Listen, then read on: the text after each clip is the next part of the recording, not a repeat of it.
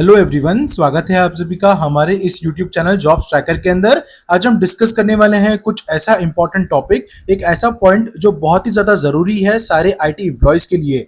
ये टॉपिक रहेगा हमारा PIP, that is performance improvement plan के रिगार्डिंग। और पीआईपी के चलते क्या कोई कंपनी आपको फायर कर सकती है, या अभी के आईटी मार्केट में क्या क्या चीज़ें हो रही है रिगार्डिंग पीआईपी। सो इन सारे टॉपिक्स के ऊपर हम चर्चा करेंगे।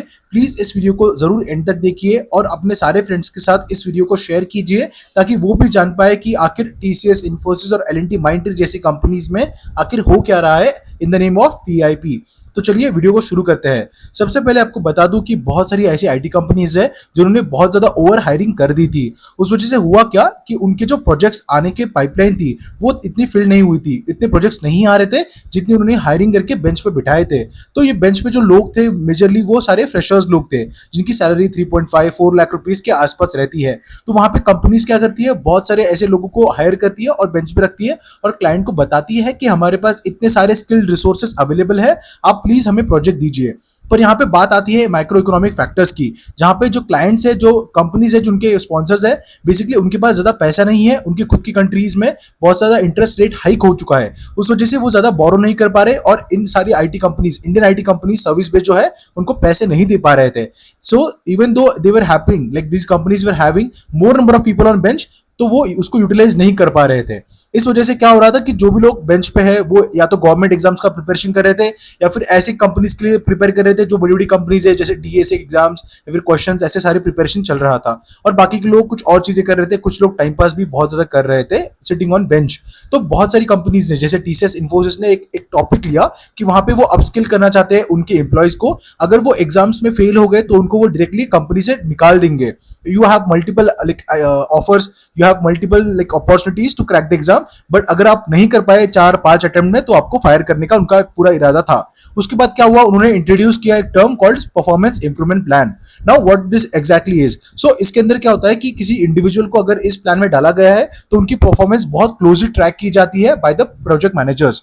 यहाँ पे क्या होता है, आपको कुछ टास्क दिए जाते हैं जिसका कंप्लीशन रेट, जिसका आपका परफॉर्मेंस कैसा है, आपका कितने कम टाइम में आप वो टास्क कंप्लीट करते हो, और सारी चीजें ट्रैक की जाती है। आप लीव कैसे ले रहे हो, आप सीनियर्स के साथ कैसे बिहेव करके, उनके कैसे डाउट्स क्लियर करके उनके प्रॉब्लम सॉल्व करके दे रहे हो, मतलब सीनियर्स भी और जूनियर्स भी। ओके, तो इन सारी चीजें होती है पीआईपी में। उसके साथ साथ उनकी सैलरी में भी इंपैक्ट हो सकता है, अगर वो हायर लेवल पे चीजें काम नहीं कर रही है तो वो परफॉर्मेंस इंप्रूवमेंट प्लान में उनकी सैलरी पर भी इंपैक्ट हो सकता है। तो अभी इन्फोसिस ने जो किया है रिसेंटली, बहुत ही शर्मनाक बात है। शर्मनाक बात इसलिए है क्योंकि उन्होंने ऐसा इंटीमेशन बिल्कुल नहीं दिया था उनके एम्प्लॉइज को, जो फ्रेशर्स है, जो अभी बेंच पे बैठे हैं, जो बहुत ही कंसर्निंग सिचुएशन में अभी है। क्योंकि जनवरी 2024 से जो भी लोग बेंच पे थे, ओके, 3 मंथ्स 2 मंथ्स, ओके, उन सभी को उठा के उन्होंने पीआईपी में डाल दिया है इन्फोसिस ने। ऐसा टीसीएस ने भी ऑब्जर्व किया था, लेकिन उन्होंने बहुत कम लोगों के साथ वैसा किया था जो लोग 1.5 साल से 2-2 साल से बेंच पे थे। हालांकि उनको क्लाइंट की तरफ से बिलिंग मिल रहा था, लेकिन फिर भी वो कुछ काम नहीं कर रहे थे। उनको भी टीसीएस ने ट्राई किया था परफॉर्मेंस इंप्रूवमेंट प्लान में डालने का, बट बहुत एजुटेशन हुआ उनके अगेंस्ट, एचआर के साथ बहुत लोगों ने डिस्कशन किया और उनको वहां से वापस निकाल दिया। उसके साथ साथ एल एंड टी माइंडट्री, जहां पे बहुत सारी कंपनीज के प्रोजेक्ट्स अवेलेबल है, बट वो बहुत सारे छोटे छोटे प्रोजेक्ट्स है, ऐसे बड़े बड़े लॉन्ग टर्म प्रोजेक्ट्स बहुत ही कम है एल एंड टी माइंडट्री के अंदर। Same thing goes with persistent system also. वहां पे भी वही चीज हो रही है कि लोग 2-3 महीने के प्रोजेक्ट्स करने के बाद भी वापस बेंच पे जा रहे हैं, फिर से उनको 2 महीना रुकना पड़ता है फॉर अ न्यू प्रोजेक्ट। तो यहाँ पे ओवर हायरिंग का जो सिलसिला है वो सारी आईटी कंपनीज में सेम है, वन एंड द सेम है। उसके साथ साथ और एक इंपॉर्टेंट चीज जो है, उन्होंने क्या किया है, इन्फोसिस ने सॉफ्ट ले ऑफ करना शुरू कर दिया था। ओके, बहुत सारे लोगों ने लिंक्डइन पे जाके मैसेजेस किए कि हमें ले ऑफ कर दिया गया। हालांकि उन्होंने ऐसा क्लियरली बताया नहीं कि क्या रीजन था कि उनको रेजिग्नेशन करने पे मजबूर किया कंपनी ने। हालांकि उनको एक पैकेज भी प्रोवाइड किया था 3 या 4 मंथ्स की salary, okay, by Infosys. But other companies की अगर बात करें तो वो कुछ भी नहीं देती है, जैसे एल एंड टी माइंडट्री या फिर परसिस्टेंट सिस्टम, वो डायरेक्टली फायर करती है आपके बैकग्राउंड चेक की वजह से या फिर किसी और प्रोडक्टिविटी की वजह से, और आपको कोई सीवियरेंस पैकेज भी नहीं मिलता है इस केस में। हालांकि इन्फोसिस ने वो सारा सीवियरेंस पैकेज दिया था 3 से 4 महीने का, if you are resigning on spot in front of the HR. तो उसके अलावा और एक चीज आती है कि आप अगर पीआईबी में हो तो आपको क्या करना चाहिए। तो अगर आपको जॉब की सख्त नीड है, अगर आपकी स्किल्स इतने ज्यादा अच्छे नहीं है कंपेयर टू अदर पीपल, अगर आप कॉन्फिडेंट नहीं हो कि आपको जॉब नहीं मिलेगा बाहर अभी के पॉइंट पे, तो प्लीज अपना पीआईबी में ज्यादा ध्यान दो, पीआईबी में अच्छा परफॉर्म करने की कोशिश करो, प्रोजेक्ट मैनेजर्स के साथ अच्छी बातचीत करना जरूरी है, और अपने जो सीनियर्स हैं उनके साथ भी अच्छी बातचीत करो।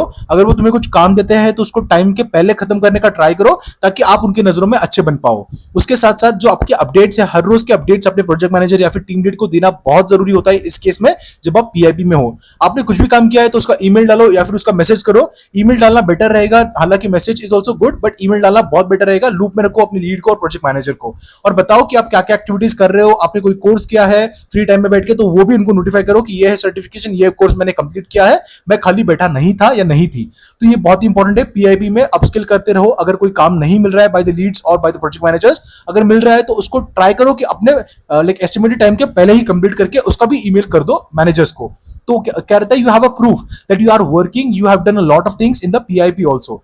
तो इस सिलसिले में अगर आप और भी कोई चीज करना चाहो तो आप ऐसे कर सकते हो कि आप एक्सटर्नल सर्टिफिकेशन भी कर सकते हो, जैसे एडब्ल्यूएस, क्लाउड के या फिर अदर सर्टिफिकेशन, राइट। तो ये भी आप अटैच कर सकते हो ईमेल के साथ, आप उनको बता सकते हो कि ये सर्टिफिकेशन मैं कर रही हूँ या कर रहा हूँ, ये मैंने कंप्लीट कर दिया है।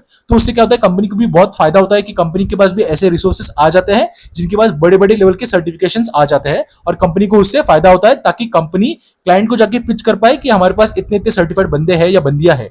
ओके, तो इससे आप आराम से पीआईबी से बाहर निकल सकते हो। अगर आपको फिर भी कोई प्रॉब्लम आ रही है तो आपको मैनेजर के साथ डिस्कस करना पड़ेगा और ये एस्केलेट करना पड़ेगा सीनियर मैनेजमेंट के साथ। ओके, अगर आप बात करो तो फायर्ड की, like if the company is asking you to like resign on spot, okay, अगर वो आपको 3 से 4 महीने का सीवरेंस दे रहे हैं and you are confident enough कि 3 से 4 महीने में आप आराम से कोई नई जॉब पा सकोगे, तो please accept that resignation, like you can resign on spot and you can accept the 3-4 month severing pay. Okay, तो अभी मार्केट में जॉब्स बढ़ेंगे, ये ऐसे ही एक गारंटी आ रही है। बहुत सारे ऐसे रिसर्च रिपोर्ट्स आ रहे हैं जहां से ये गारंटी आ रही है कि सेकेंड हाफ में 2024 के फाइनेंशियल्स और कंपनी के बहुत अच्छे हो जाएंगे, इकोनॉमिक कंडीशन अच्छी हो जाएगी, जो बहुत फेवरेबल रहेगी for new IT projects into the IT market. I hope that this point is also clear. Okay, अगर आप कोई भी कंपनी में हो, अगर आपको कुछ डिफिकल्टी फेस हो रही है तो आप हमें कमेंट सेक्शन में जरूर बता सकते हैं। अगर आप चाहो तो हमें ईमेल आईडी पे भी मेल करके हमें सेपरेटली लाइक क्वेश्चन पूछ सकते हो, and we will maintain the privacy, we will maintain that your email ID और nothing is shared with anyone.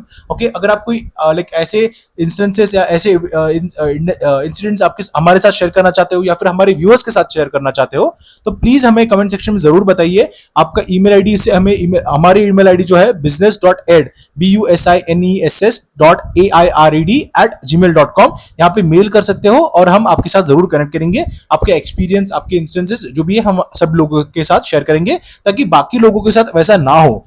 Okay, I hope all this points are clear. If you have any more doubt guys, please comment section में जरूर questions पूछिए। अगर आपके कुछ questions है, answers है, कुछ ऑब्जेक्शन है, तो प्लीज कमेंट सेक्शन में जरूर बताइए। Thank you for watching this entire video guys, hope you all have a great day. Bye bye.